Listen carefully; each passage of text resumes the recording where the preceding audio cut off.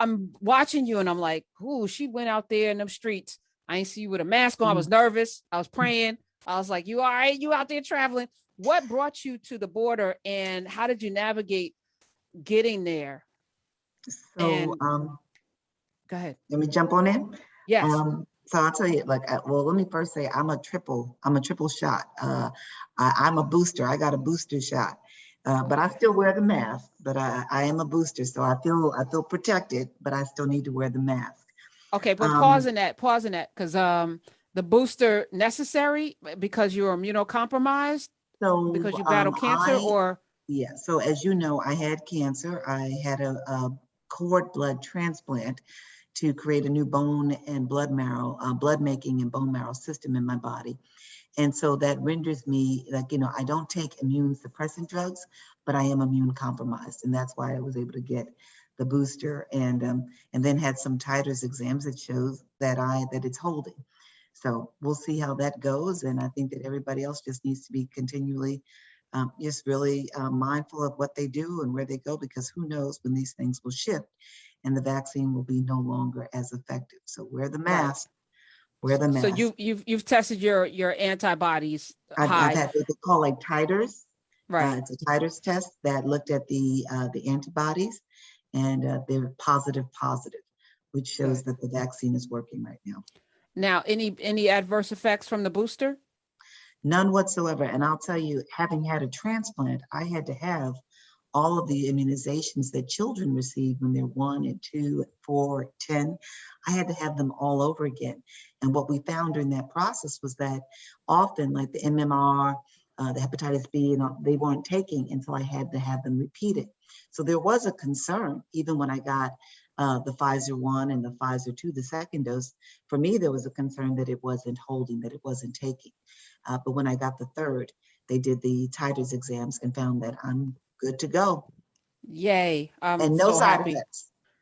Yes. All right. So Jennifer Jones Austin, going to the border in Texas, what did you see? And just because we could see was what we saw on the Yeah. news. We saw the horses and we saw the reins being used to round people up. We saw the massive number of folk down there, and I think when you got there were still people under the bridge. They hadn't Mhm. cleared it out yet, which they have done since. What did you see, and what did you walk away knowing about what was happening there? So it's been 2 weeks and still I still think about it daily. I think about it nightly. And when I talk about it, I find that I'm very emotional. What I saw in short was, shameful. A evidence of this nation's, willful disregard, and I'll just frankly say what appears to be a depraved indifference for people of a darker hue. I mean, we know the history and the role that this nation has played uh, in the devastation and destruction of Haiti, and to see Haitian migrants, Haitian refugees, depending upon what you think about their experience and what persecution looks like, because persecution isn't simply just being, tried and convicted and possibly losing your life. It's being, essentially subjected to a lifetime of, horrific and tragic living in the nation from which you come. And so there's this argument right now about whether or not asylum really is a legitimate claim. What I saw were horrific conditions. I went to the border with Reverend Sharpton, with Reverend Freddie Haynes from Dallas, Texas, Reverend Jamal Bryant from Atlanta, Georgia, and Jonathan Jackson, the son of Jesse Jackson, along with Rachel Nordlinger. Reverend Sharpton pulled this delegation together.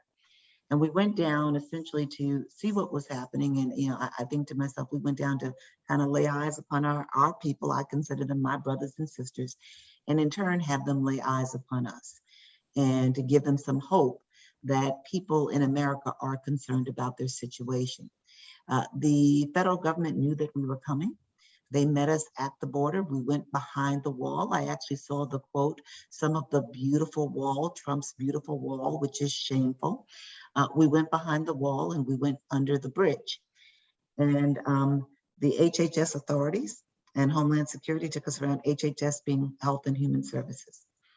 And the first thing they told us was that they had set up porta potties for, now remember, at one point there were 15, 20,000 people under the border. When we got there were about 5,000 people. They had 60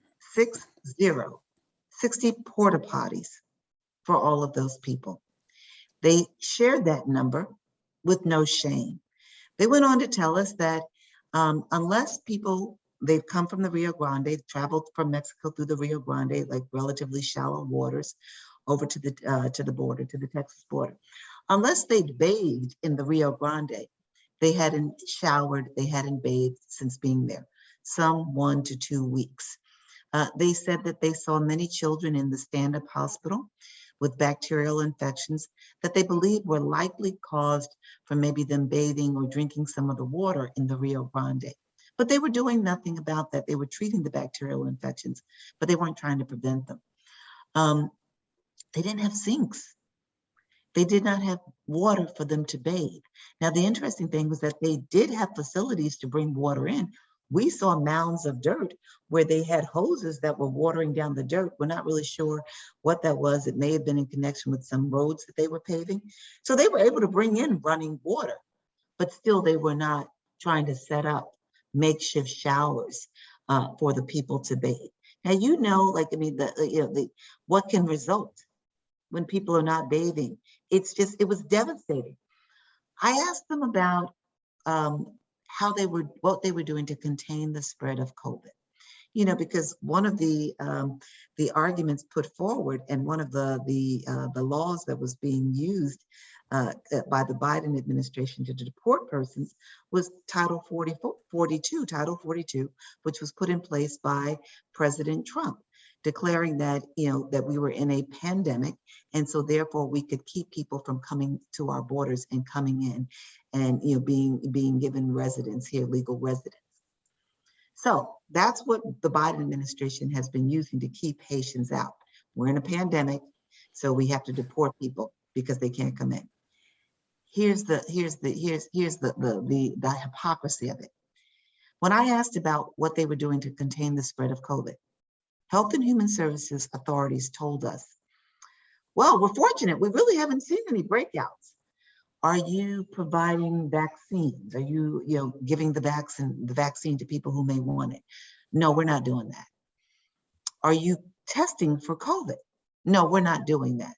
So you got to deport these people because you're concerned about the spread of COVID into our country, or the further spread, but yet you're not doing what you can do to control against the spread. Jennifer, I guess on that HHS point, that's the executive branch could fix that. They could fix all of those things and just before lunch. Frankly, could mandate it. You want access into this country? You have to take the vaccine. What does? And we know we got vaccines to give to people. Oh yeah. Oh, we have plenty. The most. What does? Let's even just take COVID out of the equation here for a second, which I think is impossible to do. But what does a humane, from just your experience, what does a humane immigration policy look like at the border? So I think, especially when we talk about Haiti, we have to begin with what our nation's role has been in the continued devastation and decimation of that country. And so I would say that, like, you can have stand-up asylum policies that center on whether or not people are at risk of, like being killed, persecuted. You can have that, but you also need to look at what your role has been and how complicit you have been in the devastation and destruction, and maybe have some exception. Maybe expand your definition of what persecution looks like. And then additionally, look at what you should do on a continuing basis to try to stand up legit government and infrastructures in Haiti, not just kind of willy-nilly activity. But I think that, knowing that that Haitian persons have experienced devastation of many types, from earthquakes to, hurricanes, and then corrupt government, and knowing the role that this nation has played in that, then we need to figure out how to have a more accommodating policy, and it can be done. Can you just break out, because I think this is a common thing that a lot of people get mixed up on, the difference really between an asylum seeker and then someone just coming here, just like your regular immigration policy? Right. So, one of the clever things that they're doing is distinguishing between migrant and refugee. So the refugee term is often applied to someone seeking asylum because they fear being persecuted in the country from which they've come. They are resisting government structures that are oppressive, that deprive and deny people of basic human rights and freedoms. So they've rejected that, they've resisted that, they fear persecution at the hands of their government. They seek asylum in our country. And then they distinguish that from the migrant who's coming here, quote, for a better way of life, is coming from a country where they cannot through work or other mechanisms, have their basic human needs met, healthcare, food, basic income and wages. So what our government is saying is that these are migrants, that they left Haiti, many of them in 2010, migrated, as they say, to South America and Central America. And now their visas have expired. They're not being renewed. Work opportunities are not what they should be there. And so now they're coming to us. So they're creating this distinction. But what I would argue, what I would submit is that it is a political distinction. It's an artful distinction because our nation knows that we have contributed to the corruption of a society that these people couldn't live in.